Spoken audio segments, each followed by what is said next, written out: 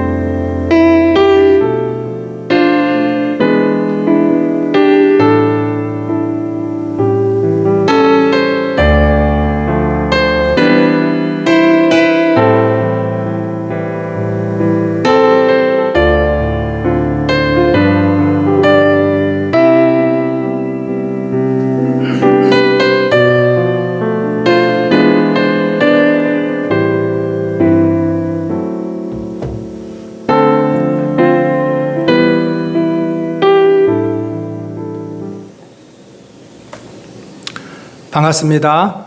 수요 오전 예배에 오신 우리 사랑하는 성도님들을 진심으로 환영합니다. 우리 함께 기도하겠습니다.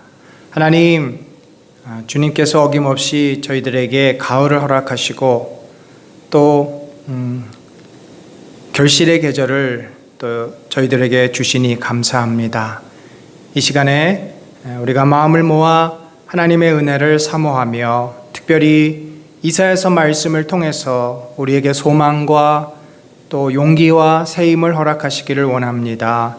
하나님, 특별히 저희가 이번 주간에 부흥회를 기다리면서 소망하면서 이스라엘 백성이 구원을 기다리듯이 여호와께서 우리 공동체에 임하실 것을 소망하며 기대하며 기다리는 복된 시간 되게 하여 주옵소서. 오늘 수요 예배 가운데 성령이여 함께하여 주시기를 간절히 바라오며 예수 그리스도의 이름으로 기도드립니다. 아멘. 우리 같이 찬송을 통해서 하나님께 우리의 마음을 고백합시다. 찬송가 364장 내 기도하는 그 시간 우리 같이 고백하겠습니다. 내 기도하는 그 시간 그 그때가 가장 즐겁다.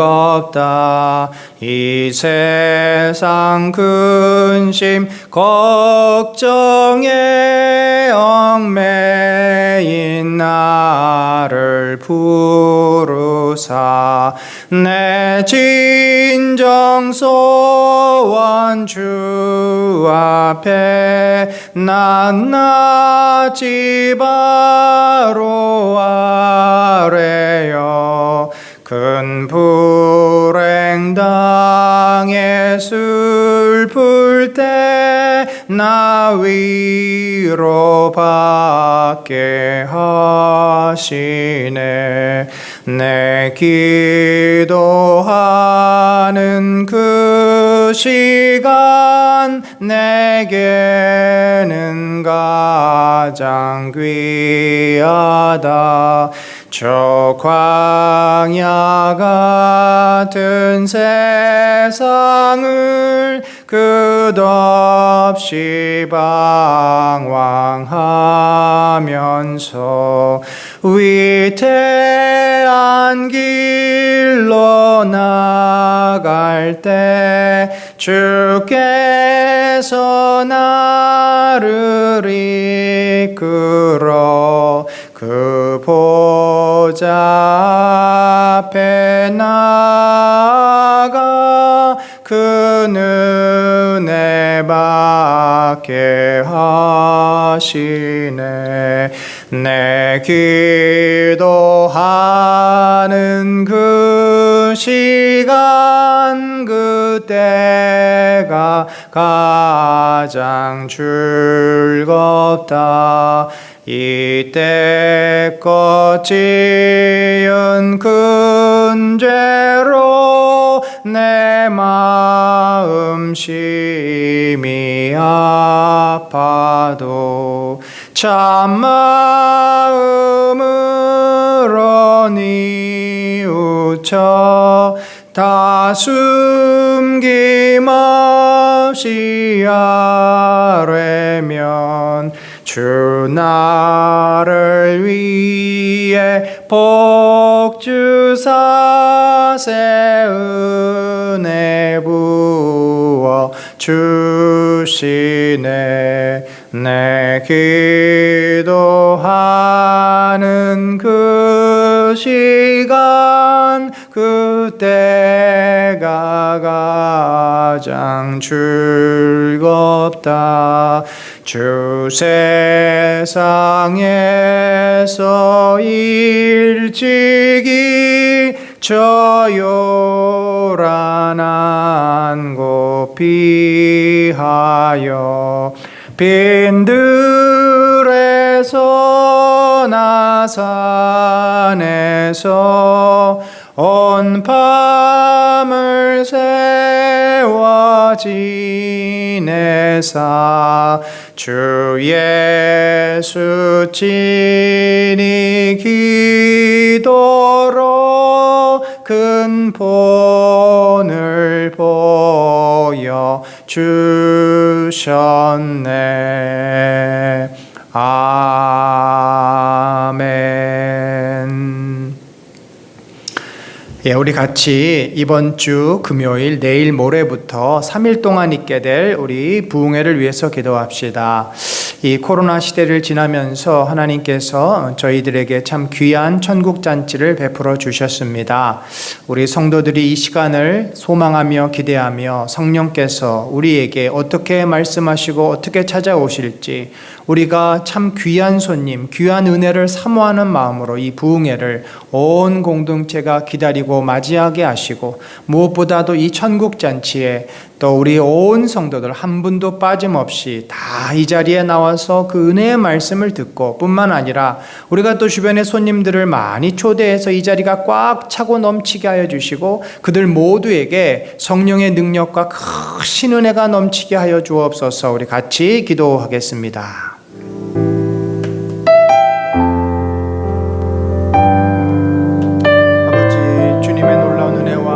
소망하며 하나님께서 우리 가운데 역사하실 그날을 기대합니다. 아버지여 성령이여 우리 가운데 찾아오시고 역사하여 주옵소서. 아버지여 참 오랜 시간 동안 눌려있고 코로나와 여러가지 어려움 속에서 참으로 아버지여 고통하며 괴로워하던 그 영혼들이 빛을 보게 하여 주옵소서.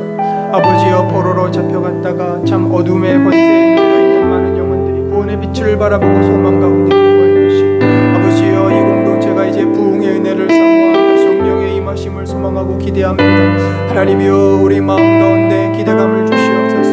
우리 마음 가운데 성령의 임함을 주시옵소서. 아버지여 우리가 주님을 바라보아 믿음으로 서게 하시고 그 심령들이 변화되어 하나님의 나라와 하나님의 능력과 하나님의 영광을 사모하게 하여 주옵소서. 아버지여 이 공동체에 임하실 주님의 놀라운 은혜를 기대합니다. 아버지여 역사하소서 이루소서 행하소서. 당신의 놀라운 능력과 은혜가 이 공동체에 임하기를 간절히 기도하오니 하나님이여 역사하여 주시옵소서. 하나님이여 참으로 저희 가운데 아버지 함께 하셔서 당신의 말씀이 우리를 다스리고 지배하시고 인도하여 주옵소서. 하나님 아버지 참으로 아버지 주의 뜻이 온전히 저희 가운데 나타나기를 소망합니다. 아버지여 성령이여 임하시고 역사하시고 찾아오시며 우리 마음을 뜨겁게 하소서. 주님의 영혼들을 주시옵소서. 당신의 아버지의 은혜가 요새 가득 부어지게 하시고 주님의 나라와 주님의 영광이 온전히 공동체 위를 다스리게 하소서. 주여 받으소서. 영광을 받으소서. 아버지여 성령이여 이 공동체를 온전히 다스리시며 인도하시며 역사하여 주시옵소서.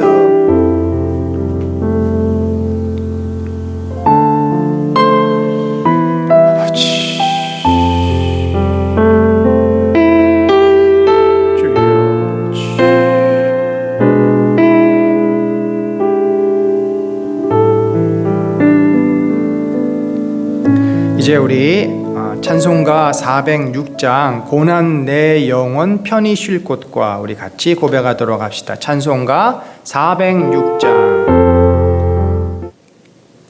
고난 내 영혼 편히 쉴 곳과 풍랑 일어도 안전한 포구 폭풍까지도 다스리시는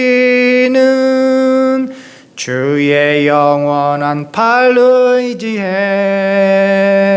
주의 영원하신 팔 함께 하사 항상 나를 붙드시니 어느 곳에 가든지 요동하지 않음은 주의 팔을 의지함이라. 세상 친구를 나를 버려도 예수 늘 함께 동행함으로 주의 은혜가 충만하리니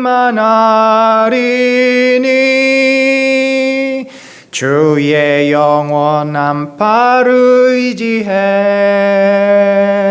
주의 영원하신 팔 함께 하사 항상 나를 붙드시니 어느 곳에 가든지 요동하지 않음은 주의 팔을 의지함이라. 나의 믿음이 연약해져도 미리 예비한 힘을 주시며 위태할 때도 안보하시는 주의 영원한 팔 의지해 주의 영원하신 팔 함께 하사 항상 나를 붙드시니 어느 곳에 가든지 요동하지 않음은 주의 팔을 의지함이라. 능치 못한 것 주께 없으니 나의 일생을 주께 맡기면 나의 모든 짐 대신 지시는 주의 영원한 팔 의지에 주의 영원하신 팔 함께 하사 항상 나를 붙드시니 어느 곳에 가든지 요동하지 않음은 주의 팔을 의지함이라. 아멘. 참 우리가 주님을 한순간이라도 놓치면 우리는 참 이 땅에서 평안한 가운데 살 수가 없습니다. 주님을 온전히 의지하며 매일매일을 살아가는 이 공동체가 되기를 위해서 기도합시다. 우리 공동체 안에 주의 특별한 은혜가 필요한 지체들이 있습니다. 우리 입시를 한 달밖에 남겨두고 있지 않은 우리 아이들, 자녀들, 주여 이 아이들이 정말 믿음으로 끝까지 주님 바라보면서 최선을 다하게 하여 주옵소서. 또 병상에서 치료 가운데 있는 우리 이경숙 권사님, 또 우리 안명진 집사님 어머님 연약한 신장과 심장의 기능들을 회복시켜 주옵소서. 또한 우리 최종순 권사님의 또 그 발을 만져 주옵소서. 그 밖에 우리 연약한 지체들을 기억하여 주옵소서. 주님, 또 우리 임직을 이제 맞이하게 될 우리 사랑하는 우리 피택 집사님들 성령으로 충만케 하소서. 오늘 이 시간에 또 우리 공동체를 위해서 한 마음으로 같이 기도하도록 하겠습니다. 아버지 주님, 저희들의 마음과 생각과 모든 것을 다스려 주시고 이 공동체를 사랑하여 주옵소서. 성령이여 저희 연약한 공동체이니 아버지여 저희가 믿음으로 온전히 서기를 바랍니다. 하나님 아버지 주의 은혜가 저희 가운데 있게 하소서. 하나님이여 저희를 회복시켜 주소서. 주여 저희를 새롭게 하시고 당신의 은혜와 능력 가운데 저희를 이렇게 세워주시옵소서. 아버지여 주여 은혜를 더하소서. 하나님이여 역사하소서. 아버지여 연약한 지체들을 기억하여 주시고 우리 입시생들을 붙잡아 주시고 아버지여 최경순 아버지여 이경숙 권사님 아버지여 또 안명진 집사님 어머님 우리 아버지여 또 최종순 권사님 그 밖에 여러 아버지 연약한 자들을 맡아주시고 우리 사춘기에 있는 아이들을 붙잡아 주소서. 하나님이여 또 아버지여 이 공동체를 잡고 하나님의 크신 은혜와 능력을 회복시켜 주시고 성령이 우리를 다스려 주시고 말씀 안에서 하시고 하나님의 크신 기대와 은혜가 저희 가운데 있기를 소망합니다. 눌려있는 자, 억압되어 있는 자들에게 하나님의 말씀과 은혜와 그 빛이 비춰지게 하시고 성령의 자유로움과 능력이 온전히 저희들을 아버지여 다스리며 주장하시며 회복시키며 이렇게 세워주시는 역사가 날마다 나타나도록 아버지여 인도하여 주옵소서. 아버지여 저희들을 붙잡아 주시고 크신 은혜로 함께하여 주시옵소서.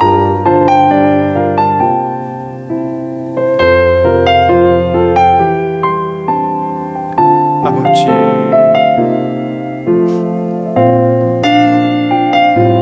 주님 아버지 하나님 아버지 주께서 이 공동체를 사랑하시고 귀하게 여겨주시니 감사합니다. 주님께서 저희들에게 은혜를 베풀어 주시되 이제 참으로 이 시대에 하나님께서 들어쓰시는 주님의 귀한 족 이 시대의 선지자로서 하나님의 말씀을 선포하는 우리 이지웅 목사님을 저희들에게 보내주시니 감사합니다. 오 주님, 참 눌려있고 고통 가운데 절망 가운데 있는 많은 영혼들이 하나님 앞에 정말 나오게 하시고 아버지여 선포되는 그 빛된 생명의 말씀을 통해 저들의 눌려있는 영혼이 또 저들의 상한 심령들이 회복되는 역사가 일어나도록 인도하여 주시옵소서. 아버지여 성령이 이 공동체를 새롭게 하시고 성령의 능력이 이 공동체를 온전히 다스려 주시사 이 교회가 하나님의 뜻 안에서 세워지는 성령으로 충만하여 하나님과 동행하는 하나님의 영광을 위하여 자신을 드리는 거룩한 공동체가 되게 하여 주옵소서. 주여 이번 부흥회를 통해 이 공동체가 진정으로 주님 기뻐하시는 교회로 거듭나기를 원합니다. 구원의 확신과 믿음의 믿음의 진보가 일어나게 하여 주시고 성령께서 깨닫게 하시고 말씀하시는 능력으로 온 성도들이 마음이 변화되고 통할 수 있도록 인도하여 주시옵소서. 우리 어린아이들의 이르기까지 말씀을 놓치지 않게 하시고 한 영혼도 이 자리를 외면치 않게 하시고 저들을 부르시며 초대하시며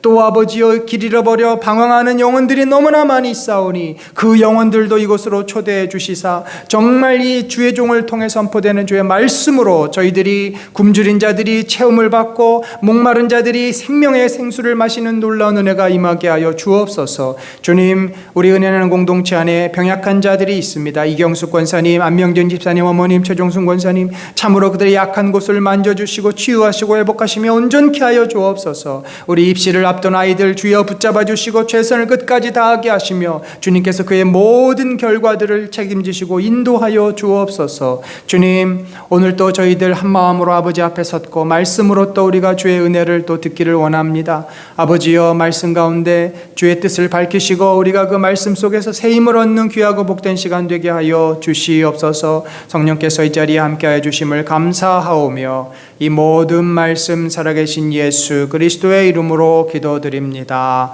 아멘.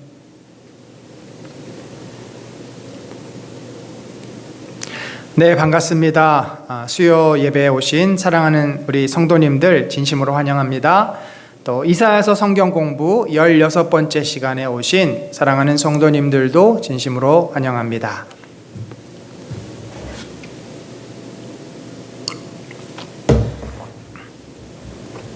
이제 오늘 우리에게 주실 하나님 말씀 함께 살펴보도록 합시다. 오늘 저희가 다룰 본문은 이사야서 52장, 53장, 54장을 함께 보겠습니다.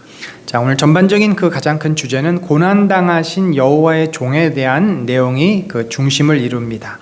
본문 이사야서 53장 5절, 6절을 함께 우리 한 목소리를 읽어봅시다. 시작. 그가 찔림은 우리의 허물 때문이요 그가 상함은 우리의 죄악 때문이라. 그가 징계를 받음으로 우리는 평화를 누리고 그가 채찍에 맞음으로 우리는 나음을 받았도다. 우리는 다 양 같아서 그릇 행하여 각기 제 길로 갔거늘 여호와께서는 우리 모두의 죄악을 그에게 담당시키셨도다. 아멘.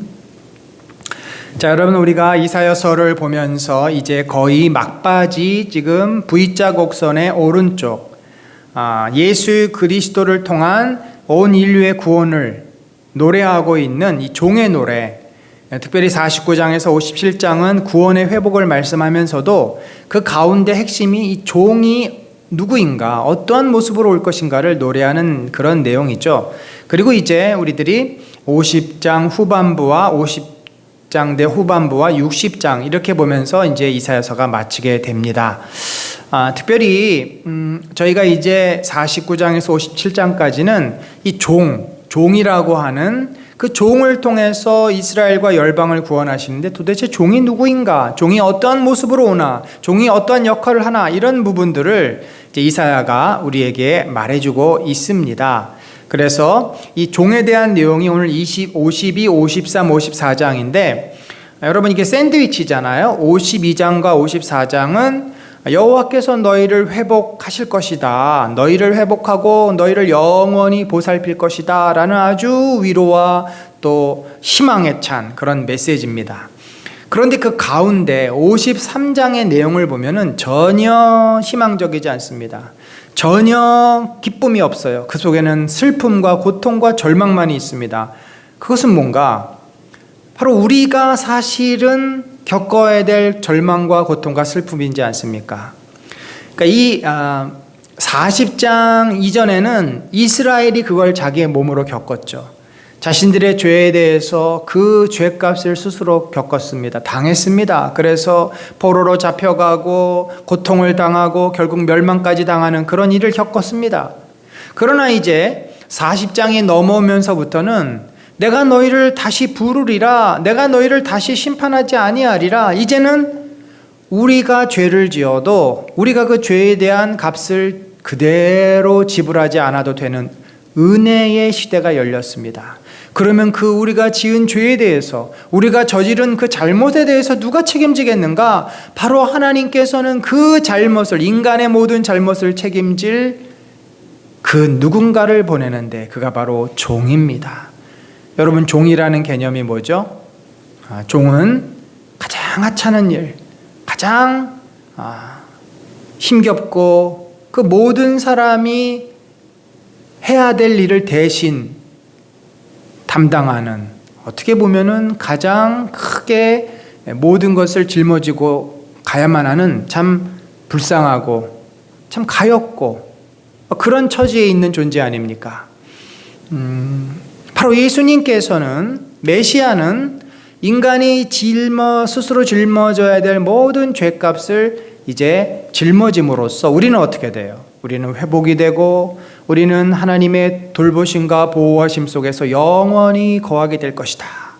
바로 그 말을 52, 53, 54장이 우리에게 보여주는 것이고, 이것은 바로 신약에 있는 그 말씀 그대로, 그래서 오늘 53장은 신약의 말씀과 너무나도 아주 직접적으로 연결이 되는데, 이게 무려 700년 전에 기록이 된 말씀 아닙니까? 그러니까 이 저자가 하나님이시기 때문에, 성령님이 제1저자이시기 때문에 이런 일이 가능한 겁니다. 그래서 예언과 예언의 성취가 또 이루어지는 것을 보게 됩니다. 자, 그러면 52장 먼저 봅시다. 52장에서 여호와께서 너희를 회복하시리라. 이제 사실 이 회복한다는 얘기는 40장 때에서도 많이 나왔어요. 그러나 지금 53장을 위해서 앞뒤에 다시금 이 회복의 메시지를 또 하시는 겁니다. 이미 앞에 너희들이 회복될 것이다, 이 야고바 지렁이 같은 자들아 너희를 구원할 것이다, 두려워하지 말아라, 얼마나 많은 위로의 말씀을 하셨는지 몰라요. 그러나 또다시 여기서 언급하는 이유는 바로 53장 때문에, 그러니까 53장을 중심으로 좌우에 그 회복의 메시지를 다시금 반복적으로 이제 이렇게 넣어서 샌드위치 구조를 만든 겁니다. 그만큼 53장을 지금 강조하기 위한 것입니다. 자, 이스라엘이 어땠어요? 너는 티끌을 털어버릴지어다. 예루살렘이여 일어나 앉을지어다. 사로잡힌 딸 시온이여 내 목에 줄을 스스로 풀지어다. 이들이 티끌 위에 앉아있고 목에 줄을 매고, 이게 어떤 모습이에요?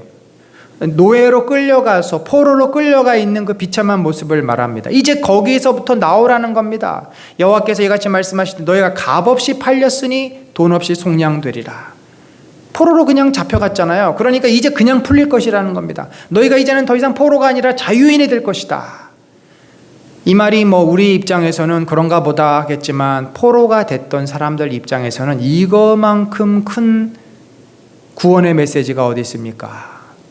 빚을 엄청나게 져서 빚 때문에 평생 고통 가운데 살아야 되는 자가 그 빚이 다 탕감된다는 소식이 그에게 얼마나 큰 기쁨이 되겠습니까? 그래서 이것이 너무 좋은 소식이에요. 너무 이게 기쁜 소식이에요. 그래서 이렇게 좋은 소식을 전하며 평화를 공포하며 복된 좋은 소식을 가져오며 구원을 공포하며 시온을 향하여 이르기를 내 하나님이 통치하신다 하는 자의 산을 넘는 발이 어찌 그리 아름다운가. 이 좋은 소식 곧 뭡니까? 복음입니다. 복음. 복된 좋은 소식이 복음이에요. 이 복음의 내용이 뭡니까? 포로로 잡혀갔던 자가 자유인이 될 것이라는 거죠. 그 무거운 모든 죄의 짐이 없어지고 의로워지겠다는 것입니다. 그 전에 황폐했고 다 무너졌고 빼앗겼던 삶이 다시 회복되어서 풍요롭게 될 것이라는 거죠. 그래서 그 소식을 전하는 자의 발걸음이 얼마나 가볍겠습니까? 우리 아이들이 학교에서 시험을 잘 봤어요. 그러면은 올 때 아주 요란합니다. 막 후다다다닥 들어와가지고 엄마 하면서 막 애들이 소리를 지르면서 들어와요. 아주 시끄럽습니다. 근데 만약에 반대로 아이들이 시험을 못 봤어요. 막 50점 받았어요. 그러면 애가 집에 들어올 때도 조용히 쥐죽은 듯이 들어와서 엄마 몰래 자기 방에 들어갑니다. 엄마를 안 만나려고 그러죠. 그러나 이 기쁜 소식, 좋은 소식을 가진 자의 발걸음이 너무 가볍습니다. 뜁니다. 그가 막 춤을 추면서 옵니다. 그것은 이제 이 9절에도 표현이 되죠. 너 예루살렘이 황폐한 곳들아 기쁜 소리를 내어 함께 노래할지어다. 이 기쁜 소식을 전하는 자들과 함께 노래하라는 겁니다. 이는 여호와께서 그의 백성을 위로하셨고 예루살렘을 구속하셨습니다. 이제 이 땅을 회복시키실 것이다. 이 회복이 얼마나 엄청나고 위대하고 큰지 여호와께서 열방의 목전에서, 열방은 어디입니까? 주변의 모든 나라들. 그러니까 이 예루살렘이 유다가 이스라엘이 회복되는 것을 저 북쪽에 있는 아수르가 보고 모압이 보고 암몬이 보고 애굽이 보게 될 것이라는 거죠. 여호와께서 열방의 목전에서 그의 거룩한 팔을 나타내셨습니다. 이게 뭐예요? 팔은 능력을 말합니다. 하나님께서 그들을 회복시키셨다는 거죠. 하나님께서 그들을 이제 다시금 자유인이 되고 또 의로운 자가 되게 하셨다는 겁니다. 땅끝까지도 모두 우리 하나님의 구원을 보았도다.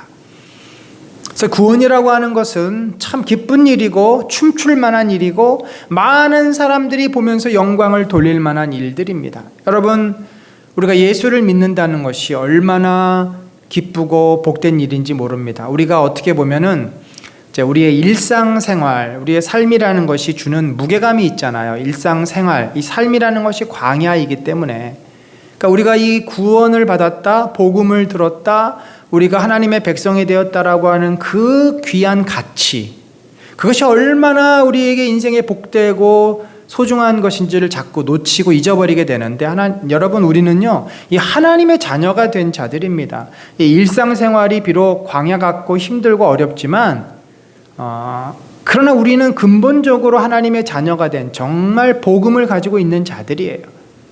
그래서 우리가 이 복음의 기쁨, 복음의 감격을 좀 놓치지 않고 늘 마음에 품고 사는 저와 여러분 되시기를 바랍니다. 자, 이제 52장이 53장의 그 앞에서 53장을 준비하는 장이잖아요. 54장도 역시 이스라엘이 회복될 것인가. 그러면 어떻게 회복되냐는 거죠? 어떻게 그들이 구원을 받습니까? 이미 과거의 패턴은 이스라엘이 죄를 지면 포로로 잡혀가는 거였는데 지금은 이제 그렇게 안 한다는 거죠. 우리가 여전히 죄를 짓고 하나님을 떠났지만, 거부했지만 하나님께서 우리를 부르시고 우리를 어떻게 했어요? 우리의 죄값을 누군가에게 지불하도록 전가시킵니다. 그게 바로 종이고, 그래서 이 회복의 메시지가 이제는 틀림없는 명확한 그런 메시지가 돼서 우리를 회복시키는 방법을 이제 53장에 기록을 하는데, 이 52장 마지막 부분은 53장으로 넘어가는 연결고리 역할을 합니다. 내 종이 고난받은 후에 영광을 누리리라. 그러니까 53장의 그 상황 후에 내 종도 영광을 누릴 것이고 너희도 그의 은혜 가운데 구원을 받게 될 것이다. 보라, 내 종이 형통하리니 받들어 높이 들려서 지극히 존귀하게 되리라. 여러분, 이게 뭡니까? 종이지만 지극히 존귀하게 된다. 이 모순이잖아요. 종은요, 지극히 존귀한 존재가 아닙니다. 종은 가장 하찮은 존재예요. 밟을 수 있는 존재예요. 그런데 그 종이 어떻게 됐어요? 가장 지극히 존귀하게 돼요. 자, 이게 뭡니까? 사도 바울이 빌립보서에서 예수 그리스도가 어떻게 됐어요? 하나님의 본체시나 저가 사람의 몸을 입고 이 낮은 인간의 종이 되어서 낮은 자리까지 내려오셨잖아요. 그래서 죽기까지 복종을 하십니다. 하나님께서 그런 예수를 어떻게 하셨어요? 하늘 위로 높이셔서 하나님 보좌 우편에 앉히신 것입니다. 이 비하와 승기의 그 놀라운 역사를 하나님께서 이루신 것이죠. 예수 그리스도가 종으로 이 땅에 오셔서 십자가에 온갖 고난을 당하고 죽으셨지만 그를 부활을 통해서 하나님 보좌 우편에 영원한 통치자로 그를 세우신, 바로 그 사실을 지금 이사야서가 13절에서 말씀하고 있는 거죠. 전에는 그 모양이 타인보다 상하였고 그의 모습이 사람보다 상하였으므로 많은 사람이 그에 대하여 놀랐거니와. 자, 상하였고 얼마나 예수님께서 로마 군병의 채찍에 맞음으로 온몸이 찢어지고 피가 터지고 얼굴이 뭉개지고 붓고 피가 다 쏟아지니까 창백해지고, 뭐 이게 사람의 몰골이 아닐 만큼 몸이 상한 겁니다. 우리가 채찍에 맞을 거 대신 맞았고, 우리가 비난을 받을 거 대신 받았고, 우리가 모욕을 당할 거 대신 당했고, 온몸이 상했습니다. 마음도 상했습니다. 그래서 십자가에 아주 처참한 모습으로 이제 돌아가시게 되는데, 많은 사람들이 그에 대해 놀라는 거죠. 어떻게 저렇게 될 수 있는가? 어떻게 우리의 스승이, 우리의 메시아가, 우리의 사랑하는 주님이 저렇게 될 수 있는가? 모든 사람이, 제자들이, 예수를 따르던 자들이, 심지어 그를 조롱하던 자들도 다 놀라게 됩니다. 그런데 그가 나라들을 거꾸로 사람들이 그에 대해서 놀랐어요. 저가 메시아라 그러더니 참 비참하게 죽는구나. 그에 대해서 너무나 초라한 모습으로 그렇게 죽는 모습에 놀랐지만 이제는 거꾸로 그 죽음에서 부활하셔서 그가 나라들을 놀라게 할 것이다. 부활한 주님께서 만 백성을 놀라게 할 것이다. 부활한 주님이 제자들에게 나타났습니다. 제자들이 놀라 자빠집니다. 부활한 주님이 또 여러 형제들에게 나타났습니다. 그들이 또 놀랍니다. 또 부활을 경험한 제자들이 또 사람들에게 복음을 전합니다. 그들이 또 놀랍니다. 그렇게 나라들을 놀라게 할 것이며 왕들은 그로 말미암아 그들의 입을 봉하리니 감히 예수 그리스도 앞에서 어느 누가 자신이 그보다 크다고 하겠습니까? 이는 그들이 아직 그들에게 전파되지 아니한 것을 볼 것이요 아직 듣지 못한 것을 깨달을 것입니다.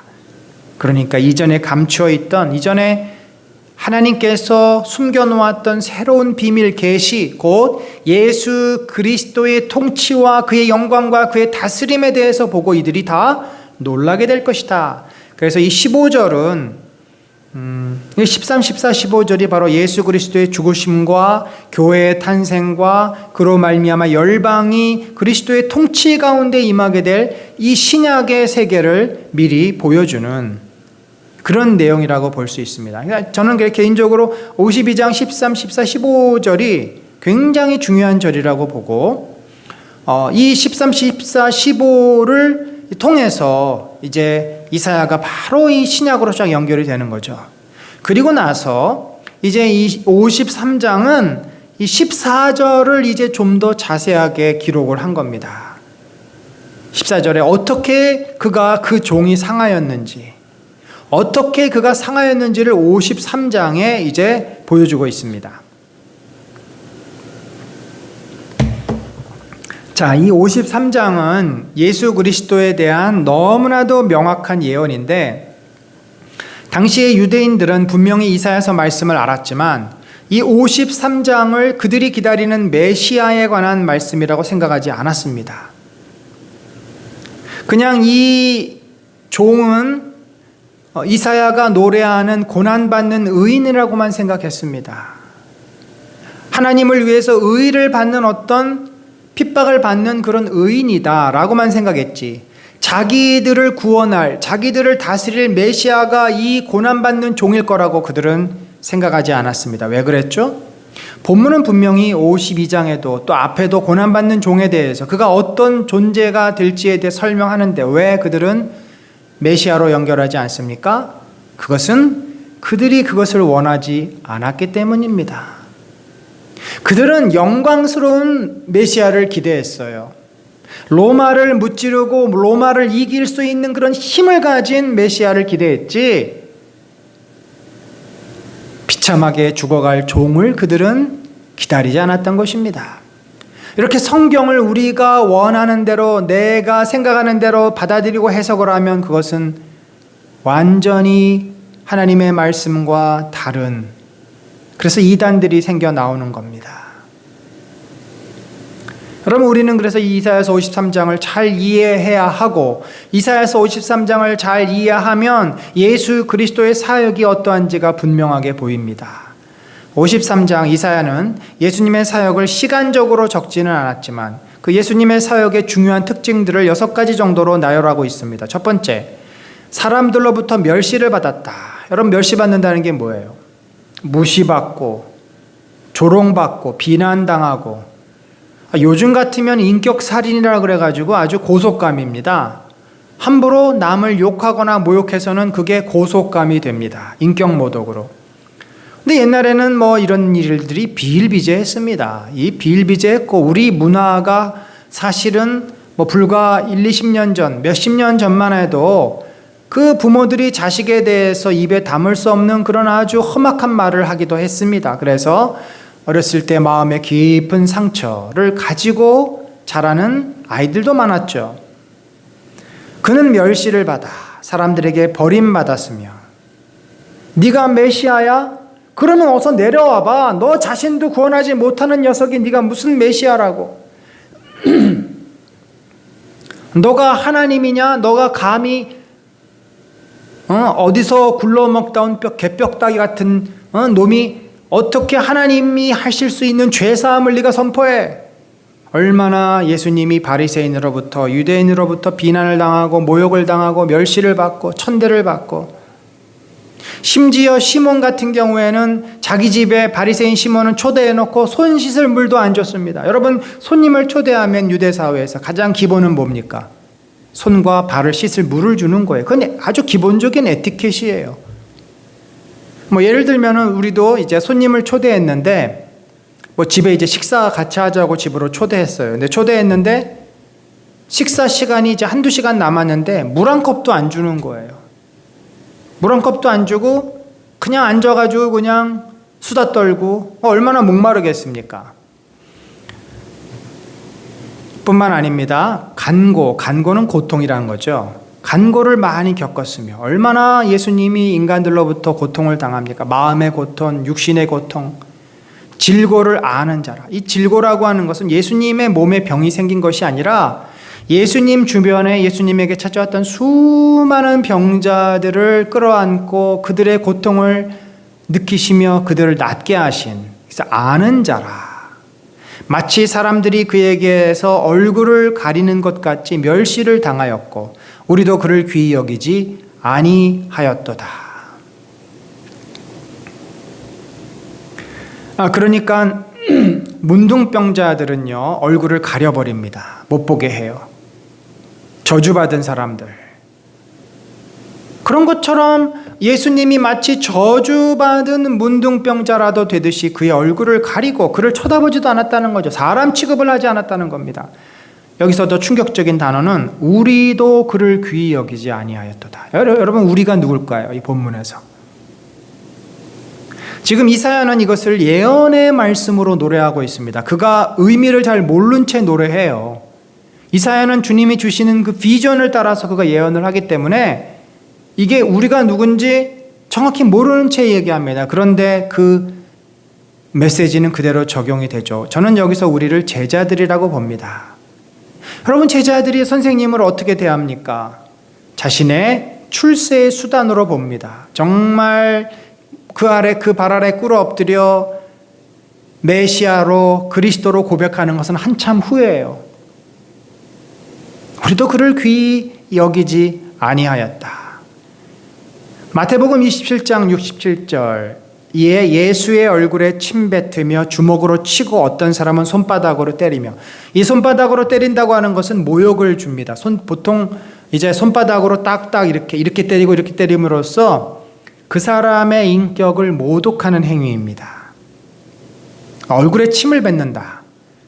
이거는 뭐 지금도 이런 일을 하면 큰일 나죠. 살인 납니다. 예수님이 어떻게, 하나님이신 예수님이 어떻게 인간에 의해서 침뱉음을 당하고 손바닥으로 맞고, 이거는 정말 있을 수 없는 일이에요. 이게 어떻게 이런 일이 있을 수 있을까? 이게 어떻게 인간의 역사 속에 일어나는가? 이거는 도무지 이해할 수도, 다시 일어나서는 안 되는 그런 일입니다. 우리의 연약함과 죄악을 담당하셨도다. 그는 실로 우리의 질고를 지고 우리의 슬픔을 당하였거늘 우리는 생각하기를 그는 징벌을 받아 하나님께 맞으며 고난을 당한다 하였노라. 그러니까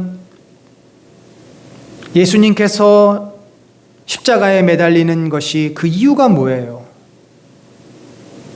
우리의 그 죄와 우리의 고통을 대신해서 짊어지시는 건데, 사람들, 그 당시에 유대인들, 바리새인들은 어떻게 생각합니까? 저놈이 하나님을 모욕하고 우리의 율법을 무시하고 성전을 회파하고 당연히 마땅히 저 고통을 받아야 돼 라고 생각을 했다는 거죠.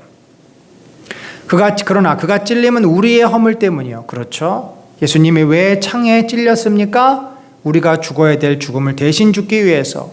그가 상함은 우리의 죄악 때문이라. 우리가 죄를 지었고 우리가 그 죄값으로 채찍에 맞아야 되는데 주님이 대신 맞았습니다. 그가 징계를 받음으로 우리는 평화를 누리고, 너무나 참 가슴 아프고 마음이 무거운 표현입니다. 예수님이 그렇게 채찍에 맞고 창에 찔렸기 때문에 우리는 어떻게 됐습니까? 우리가 그 고통에서 벗어나 우리는 참 평안을 누릴 수가 있었습니다. 그가 채찍에 맞음으로 우리는 나음을 받았도다. 참 이 말씀을 묵상하면 참 마음이 먼저 아픕니다. 주님이 나 때문에, 우리 때문에 이 고통을 역사적으로 당하셨다는 그것이 너무 죄송스럽고 너무 참 마음이 무겁습니다. 그러면서도 이러한 그 책임을 예수님에게 완전히 전가해 놓고도 우리는 어떻게 살았습니까? 다 양 같아서 그릇 행하여 각기 제 갈 길로 갔거늘. 저는 그래서 저 자신도 그랬고요. 우리 아이들을 보더라도 그렇고 우리 교인들 말할 것도 없고요. 인생 자체가 다 자기 잘난 맛에 사는 것 같습니다. 나 잘났다고 사는 게 우리 인생이에요. 내가 하고 싶은 대로 내 뜻대로 살려고 하고, 그래서 성숙해지면 어떻게 됩니까? 그게 아니구나 깨닫고, 내 뜻대로 산다는 것은 망하는 길이구나, 내 뜻대로 살려다가 내 자신을 망가뜨리는구나, 이걸 깨닫고 주님이 우리에게 허락해 주신 그 복된 길, 진리의 길, 생명의 길로 걸어가는 것이 이제 성숙한 사람들 아니겠습니까? 근데 기본적으로는 양처럼 그냥 아무데나 막 가는 거예요. 풀이 먹을 게 있으면 찾아서 아무데나 막 가요. 들이받던 옆에 누가 있던 상관도 하지 않고. 결국 여호와께서는 우리 모두의 죄악을 그에게 담당시키셨도다. 여러분, 참 이 말씀 한마디가 참 우리에게는 생명입니다. 우리가 하나님의 이런 어떤 결단, 그러니까 스스로를 인간의 몸으로 태어나게 하시는 그 하나님의 결단이 없었다면 우리는 지금 이렇게 존재할 수가 없을 것입니다. 어떻게 하겠어요? 하나님께서 그냥 인류를 다 깨끗이 없애고 뭔가 또 다른 어떤 존재를 창조하시지 않았을까? 저와 여러분은 존재할 수가 없습니다. 자, 이제 신약에서는 이렇게 나와 있죠. 마태가 이렇게 이 예언의 성취를 표현합니다. 저물매 사람들이 귀신 들린 자를 많이 데리고 예수께 오거늘 예수께서 말씀으로 귀신을 쫓아내시고 병든 자들을 다 고치시니 이는 선지자 이사야를 통하여 하신 말씀에 우리의 연약한 것을 친히 담당하시고 병을 짊어지셨도다 함을 이루려 하심이더라. 그래서 이 앞에 쭉 나오는 우리의 질고를 지고, 다 이런 이 앞에 표현들, 간고를 많이 겪었으며 질고를 아는 자라, 다 이것들이 이제 어떻게 성취가 됩니까? 예수님이 오셔서 귀신 들린 자, 병 들린 자, 그들을 다 일일이 끌어안고, 여러분, 아픈 분을 옆에서 이렇게 돌보는 일이 보통 어려운 일이 아닙니다. 참 우리 성도들 가운데도 이 귀하고 어려운 일을 정말 열심히 감당하는 귀한 분들이 있습니다만 이게 보통 인간으로 힘든 일이 아니에요. 아픈 사람을 상대한다는 일이 참 기 빠지는 일이고 에너지 빠지는 일이고 자꾸 삶이 다운되는데 예수님 주변에 항상 그런 사람이에요. 그들을 다 끌어안으시고, 그래서 이사야는 그것을 우리의 연약한 것을 친히 담당하셨다. 그들이 아파서 절망할 때 공감해 주시고 같이 아파해 주시고 그 병이 얼마나 깊은지, 38년 된 이 안진뱅이의 그 병이 얼마나 깊은지, 그가 얼마나 마비되었고 그 마음이 절망 가운데 있는지, 이런 것들을 다 예수님이 끌어안아 주시고 그와 함께 하시고 그로 하여금 스스로 일어나도록, 그 병에서 나오도록 그렇게 도와주셨다라고 신약의 저자들이 이사야서의 말씀이 예수 그리스도를 통해서 이루어졌다라고 고백을 하는 거죠. 마태도 사실은 자신이 예수를 따를 때는 이 사실을 몰랐어요. 부활하신 주님을 만난 후에 그 예수 공동체 안에서 그가 그것을 깨닫고 이 복음서로 이렇게 기록을 한 겁니다. 그래서 이 앞에 우리 모두의 죄악을 담당시키셨도다. 이것을 베드로전서에서는 그리스도께서 단번에 죄를 위하여 죽으사 의인으로서 불의한 자를 대신했으니 이 대속의 은혜를 그가 베푸셨다라고. 그래서 이는 우리를 하나님 앞에서 인도하려 하십니다. 육체로는 죽임을 당하시고 영으로는 살리심을 받았다. 예수님이 죽으셨다는 거죠. 그런데 이 예수님이 십자가에 달리는 일이 억지로 된 것이 절대 아닙니다. 하나님하고 같이 그가 의논하시고 결단하시고 스스로 자발적으로 내려오신 거죠. 이 분노의 잔이 그에게 고통스러웠지만 그러나 그가 아버지의 뜻대로 순종하며 십자가에 매달리시지 않았습니까?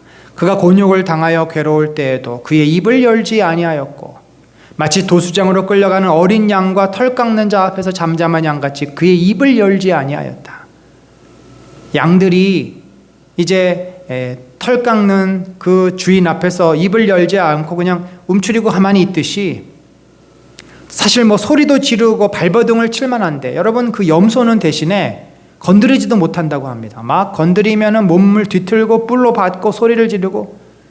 근데 양은 좀 그렇지 않나 봐요.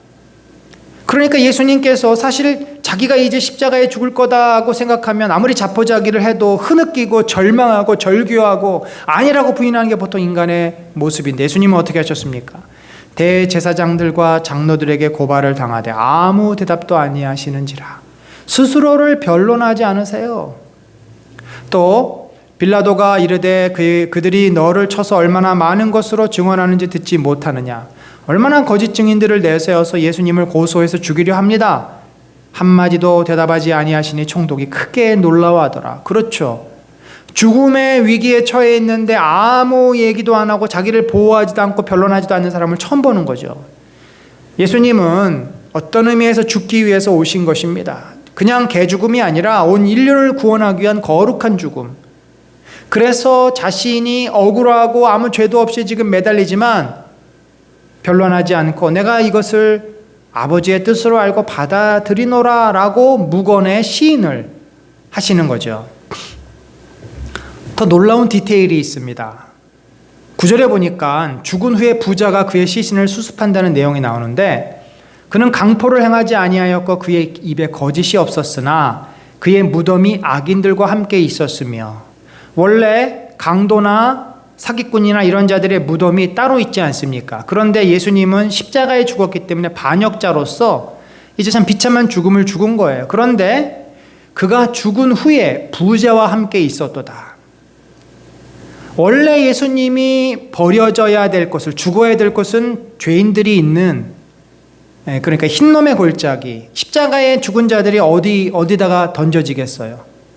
이 흰놈의 골짜기라 그래서 이제 예루살렘 성 서편에 보면은 제사를 드리고 남은 찌꺼기들을 갖다 버리는 곳이 있습니다. 그것은 죽음의 골짜기요, 까마귀들이 시신을 파먹고 또 야생 동물이 와서 시신을 먹는 그런 곳입니다. 원래 예수님은 십자가에 달렸다가 거기에 던져짐을 당합니다. 그런데 예수님은 어떻게 말씀하셔서 내가 죽은 지 3일 만에 부활하리라. 자, 여러분, 이 말씀이 얼마나 불행 가운데 소망이요, 절망 가운데 기쁨이고 생명입니까? 이 말씀을 귀담아 들었던 아리마대 요셉과 니고데모가 예수님이 십자가에서 운명하자마자 빌라도에게 달려가서, 그들은 사내들인 공의원이었으니까 좀 권력이 있지 않습니까? 빌라도에게 직접 가서 청합니다. 예수의 시신을 우리가 가져가겠소. 그래서 그 시신을 어떻게 했습니까? 아리마대 요셉이 자기가 죽으면 묻힐 개인 무덤, 아주 그 안전하고 튼튼하고 큰 무덤을 만들어 놨는데, 굴을 파서 무덤을 만들어 놨는데 거기다가 시신을 수습한 것입니다. 자, 마태복음에 보면 이렇게 돼 있어요. 저물었을 때 아리마대 부자 요셉이라 하는 사람이 왔으니 그도 예수의 제자라. 빌라도에게 가서 예수의 시체를 달라 하니 이에 빌라도가 내주라 명령하거늘 요셉이 시체를 가져다가 깨끗한 세마포로 싸서 바위 속에 판 자기 새 무덤에 넣고 넣어두고 큰 돌을 굴려 무덤 문에 놓고 갔다. 그래서 예수님께서 어떻게 부자와 함께 있게 될지, 그 의미가 뭔지 복음서는 정확하게 묘사를 하고 있습니다. 또 예수님의 죽음은 무엇이었습니까? 속건 제물로 운명하신 거죠. 10절에 여호와께서 그에게 상함을 받게 하시기를 원하사 질고를 당하게 하셨은즉 그의 영혼을 속건 제물, 여러분 속건 제물은 속죄 제물하고 거의 같은 거죠. 죄를 사하기 위해서 드리는 제물입니다. 그가 씨를 보게 되며 속건 제물로 드리기에 이르면 그가 씨를 보게 되며 그의 날은 길 것이요 또 그의 손으로 여호와께서 기뻐하시는 뜻을 성취하리로다. 자, 그의 영혼, 예수 그리스도께서 속건 제물로 십자가에서 희생 제물로 바쳐졌습니다. 그러면 그의 씨는 누구예요? 아브라함의 씨, 그러니까 후손이죠. 바로 예수 그리스도를 통해서 아브라함의 씨, 곧 만 백성이 교회 안으로 들어오는 이 교회를, 이 씨는 교회를 말합니다. 보게 되고, 그렇죠? 예수 그리스도를 통해서 제자들이 이제 교회를 세우죠. 그의 날은 길 것이요 예수님이 통치를 영원히 하게 될 것이다. 그의 손으로 여호와께서 기뻐하시는 뜻을 성취하리로다. 주님이 결국은 교회를 통치하시고 세상을 통치하시고 악한 사단을 멸하셔서 온 세상을 새롭게 하실 것임입니다. 그 출발점이 바로 자신을 희생제물로 주님께 드리는 것이었습니다. 예수님께서 이제 죽으실 때 뭐라고 말씀했습니까? 다 이루었다. 자, 이 다 이루었다가 무슨 말이에요? 텔레스타이. 빚을 다 갚았다. 또 할부금을 다 끝냈다. 그런 의미도 있습니다. 그러니까 인간의 모든 죄값을 다 속건제물로 자신의 죄값을 다 지불함으로써 다 이루었으니까 이제 뭐가 되는 거예요? 그 이후에는 새로운 삶이 열리는 겁니다. 예수님의 나라가 열리고 하나님 나라가 완성이 되고 통치가 시작이 되는 거죠. 다 이루었다. 속건제물로 드려졌다. 또 마지막 6번째는 그가 이 엄청난 일을 했지만 그러나 사람들은 그를 범죄자, 그저 반역자로만 보는 거죠. 그러므로 내가 그에게 존귀한 자와 함께 몫을 받게 하며 강한 자와 함께 탈취한 것을 나누게 하리니 이는 그가 자기 영혼을 버려 사망에 이르게 하며 범죄 중 하나로 헤아림을 받았음이라. 그러나 그가 많은 사람들의 죄를 담당하며 범죄자를 위하여 기도하였느니라. 자, 정말 이것도 소름 돋는 그런 디테일인데 범죄자 중에 하나로 헤아림을 받았기 때문에 그의 모든 소유를 사람들이, 특별히 사형집행관들이 가져가 버리는 거죠. 그러나 그는 범죄자가 아니었으니까 오히려 범죄자들을 위해서 기도한다. 지금 그런 말씀이잖아요. 사람들은 그런 범죄자로 몰았지만, 그래서 그 증거는 뭐예요? 그의 옷을, 그의 소유물을 뺏어가는 겁니다. 그게 하나의 범죄자의 증거예요. 그런데 그는 범죄자가 아니라는 증거는 뭐예요? 범죄자들을 위해서 기도해 주는 거죠. 자, 이 사건이 십자가에서 그대로 적용이 됩니다.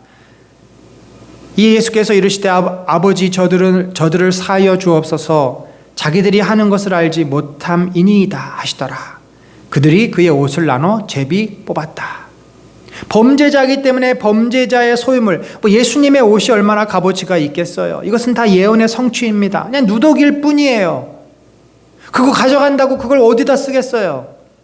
그런데 그것이 그렇게 이사야서에 나온 예언의 성취로 그들이 예수님의 옷을 쪼각내가지고 나눠 가진 것입니다. 그리고는 예수님께서 자기 좌우편에 매달린 범죄자, 그 두 범죄자를 위해서 기도합니다.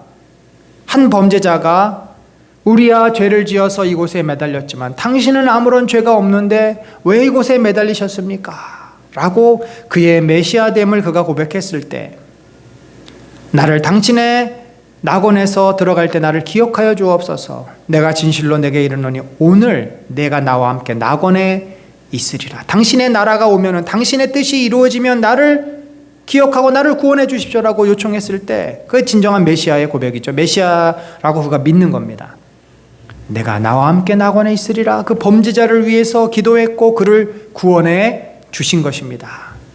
자, 여러분, 이렇게 53장 너무나 신약의 말씀과 일치되는 부분이 강하고 분명하게 고난받는 종의 아이덴티티와 그의 실제 모습을 다 보여줬습니다. 그래서 52장과 54장은 여호와께서 너희를 회복시키겠다. 그래서 54장은 어떤 내용이 이전의 영광을 회복시켜 주겠다. 내 장막터를 넓히며. 장막터가 뭐예요? 그들이 사는 집이잖아요. 그전에는 포로로 잡혀갔고 또 모든 것이 빼앗겼으니까 뭐 집이 어디 있어요? 그냥 길거리에서 그냥 거적대기 깔고 자는 거죠. 그런데 이제는 제대로 안정된 삶을 살 것이다 라는 말이죠. 이는 내가 좌우로 퍼지며 내 자손은 열방을 얻으며 황폐한 성읍들을 사람 살 곳이 되게 할 것임이라. 다시 돌아와서 정착하고 자녀를 낳고 그러니까 식구가 많아지니까 이제 장막을 더 넓게 쳐야 되고 그런 어떤 변화들이 일어나게 될 것임을 말합니다. 무엇보다도 가장 큰 변화는 하나님께서 그들이 겪었던 모든 수치를 벗겨줄 것이다. 두려워하지 말라. 내가 수치를 당하지 아니하리라. 놀라지 말라. 내가 부끄러움을 보지 아니하리라. 내가 내 젊었을 때의 수치를 잊겠고 과부 때의 치욕을 다시 기억함이 없으리니 이는 너를 지으신 이가 내 남편이시라. 포로로 잡혀갔으니 이들이 얼마나 고통스럽고 수치스러웠겠습니까? 그런데 하나님께서 이들의 남편이 되신다. 거의 신약적인 표현이죠. 예수님께서 우리와 결혼하셔서 우리가 그의 신부로서 거룩한 교회가 되었기 때문에 더 이상 우리는 사단에게 조롱받지 않습니다. 세상 사람들에게 수치를 당할 필요가 없습니다. 우리는 만군의 여호와 하나님의 자녀가 됐고 주 예수 그리스도가 우리의 신랑이 되시기 때문입니다. 그래서 그분의 이름이 뭐예요? 만군의 여호와시며 내 구속자는 이스라엘의 거룩한 이시라. 그는 온 땅의 하나님이라 일컬음을 받으실 것이라. 이 위대하시고 영광스러운 주님께서 우리를 보호하시고 지켜주시고 이끌어 주실 것이다. 내가 잠시 너를 버렸으나 큰 긍휼로 너를 모을 것이요 넘치는 진노로 내 얼굴을 내게서 잠시 가렸으나 영원한 자비로 너를 긍휼히 여기리라. 이제 다시금 구약의 그러한 고통과 절망스러운 일이 이루어지지 않을 것이다. 사실 이 54장은 신약의 그 변화와 역사를 구체적으로 설명하는 것입니다. 그래서 52장의 내용과는 또 좀 더 다르고 더 훨씬 미래적이에요. 왜냐하면 하나님 아버지가 하나님이 너의 남편이 되겠다 이런 표현은 구약에 잘 없습니다. 구약을 대상으로 했다기보다 신약적인 표현인 것입니다. 신약의 예언의 성취죠. 영원한 자비로 너를 긍휼히 여기리라.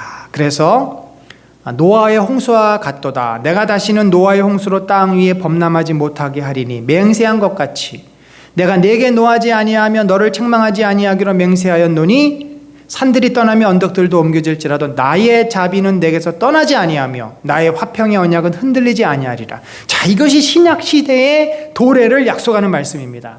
하나님께서 노아의 홍수를 일으키시고 무지개를 통해서 언약하시며 다시는 물로 세상을 멸망시키지 않겠다. 구약의 이스라엘을 포로로 잡혀갔던 그 하나님께서 이제 고난받는 종을 통해서 우리의 모든 죄악을 담당시키셨기 때문에 다시는 너희를 구약처럼 너희의 죄 때문에 스스로 책임지는 일을 하지 않겠다. 나의 화평의 언약은 영원할 것이다. 내가 영원히 너희들을 책임질 것이다.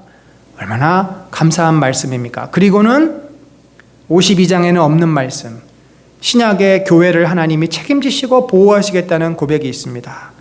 내 자녀에게는 큰 평안이 있을 것이다. 너는 공의로 설 것이며 학대가 내게서 멀어질 것인즉 내가 두려워하지 아니할 것이라. 그들이 분쟁을 일으킬지라도 너와 분쟁을 일으키는 자는 너로 말미암아 패망하겠다. 너를 대적하며 송사하는 모든 혀는 내게 정죄를 당하리니 이는 여호와의 종들의 기업이요 이는 그들이 내게서 얻은 공이니라. 그래서 다시는 어떠한 적이 곧 사단 세력이 우리를 하나님의 품에서 뺏지도 못하고 우리를 멸망시키지도 못하고 어떠한 불행이 우리를 다스리지 않을 것임을 하나님께서 우리에게 약속하고 있습니다. 사랑하는 성도 여러분, 예수 그리스도의 십자가의 은혜로 우리가 영원한 생명, 영원한 긍휼, 영원한 자비를 얻었습니다. 그러나 늘 우리의 고민은 뭡니까? 구약처럼 우리의 죄로 인해서 우리가 멸망당하지는 않지만 그 죄가 있을 때 우리는 하나님의 은혜에서 멀어집니다. 특별히 우리가 이번 금토일 우리 이지웅 목사님 모시고 성령 대부흥회를 소망하고 있습니다. 로마서 말씀을 통해서 참으로 우리의 어두워졌던 영혼이 깨어나오고 우리의 무디어졌던 감각이 없어졌던 영혼이 다시금 살아났을 때 우리가 얼마나 영광스러운 하나님의 자녀요, 우리가 얼마나 하나님에게 큰 은혜를 받았는지를 깨닫고 우리의 인생이 달라지고 우리의 삶이 새로워질 줄로 믿습니다. 사랑하는 성도 여러분, 오늘 특별히 이 말씀을 듣는 모든 분들은 여러분뿐만 아니라 여러분의 가족, 여러분의 가까운 이웃들, 친구들 꼭 초대하시고 데리고 오셔서 정말 이사야서 선지자에게 약속했던 그 예수 그리스도의 영광의 구원의 메시지가 오늘 이 시대에도 주님 세우신 우리 이지웅 목사님을 통해서 선포될 때 우리가 또 그 말씀을 듣고 받고 또 그 말씀으로 우리가 새로워지는 역사가 우리 공동체 안에 이루어지기를 예수님의 이름으로 간절히 소망합니다. 우리 같이 기도하겠습니다. 하나님 아버지, 참으로 주님의 은혜와 주님의 놀라운 축복과 사랑을 감사드립니다. 우리는 아무것도 아니요 죄인들이지만 예수 그리스도께서 친히 우리의 죄를 대신 담당하시고 짊어지셨기에 그가 우리를 대신해서 고통을 당하시고 찢기시고 상하셨기에 그리고 결정적으로 십자가에서 모든 죄를 짊어지고 돌아가셨기에 오늘 우리가 이렇게 화평을 얻고 오늘 우리가 이렇게 주의 은혜 가운데 머무를 수 있음을 감사드립니다. 이사야서 53장을 늘 마음에 품게 하시고 그 우리를 살리신 주 예수 그리스도의 은혜 아래서 우리가 정말 하나님 백성답기를 원하지만 여전히 이 땅의 삶은 죄와 여러 가지 거친 환경 속에 우리들이 흔들거립니다. 유혹을 당합니다. 사단의 공격을 받습니다. 주님, 이 힘든 상황이지만 이 속에서 깨어있게 하여 주옵소서. 성령의 은혜를 사모하고 특별히 우리 이지웅 목사님의 말씀을 우리들이 붙잡고 또 그의 종을 통하여서 선포되는 로마서 말씀 속에서 하나님의 음성을 귀담아 들으며 우리가 이 시대를 믿음으로 사는 진정한 여호와의 종으로서 하나님의 신부로서 예수 그리스도의 제자로서 사는 공동체가 되도록 축복하여 주시옵소서. 지금은 우리 구주 예수 그리스도의 놀라우신 은혜와 하나님 아버지의 무한하신 사랑과 성령님의 감화 감동 교통하심이 참으로 우리를 위해 자신을 온전히 내어 던진 고난받는 종 주 예수 그리스도를 마음에 품고 우리도 그 고난받는 종을 따라 주님의 나라와 주님의 영광을 위해서 나를 드리며 그 풍성한 은혜를 사모하고 누리기를 갈망하는 심령 위에 지금부터 영원까지 함께 하실지어다. 아멘.